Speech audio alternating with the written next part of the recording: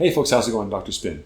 In my quest to find my favorite albums from 2021, I've been working through this big bracketed elimination system, and that produces these eliminations I would like to share with you, see what you think about them. 2 artists today, only one shall pass, going on to the top 20 for the end of this year. If you're curious about these, at the end of the video, I'm going to have a clip from each artist. You listen for yourself and tell me what you think in the sound off below.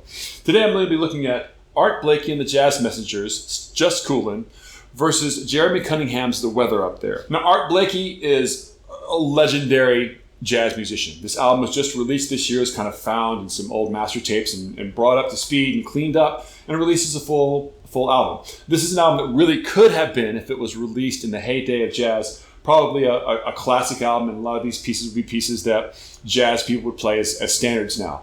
It's very, very difficult to listen to this and not appreciate the role that Art Blakey plays in jazz overall. This is an example of hard bop styles. It really can't be argued, and highly suggested, great disc. And so it would seem that there's no way that anybody could ever touch this. I mean, as I've gone through the year, I keep on thinking, well, this will get it down, this will knock it down.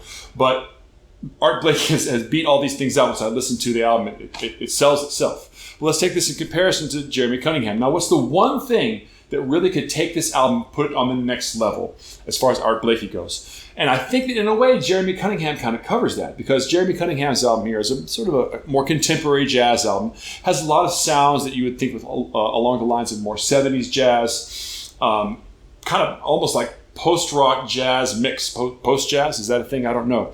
But and it's well executed, it's wonderfully played. There's some appearances by great musicians on this one. Guitarist from Tortoise makes an appearance on this. But what really makes this album stand out and above is that it's a concept album. It's an album that was inspired by an actual event that happened to Jeremy Cunningham, in which his brother was killed in a kind of this weird gun interplay accident thing. Innocent bystander in an unfortunate situation and got killed in an act of gun violence. And this album is all about the fallout from that, not about the event itself, but how that event spilled out into him and his family.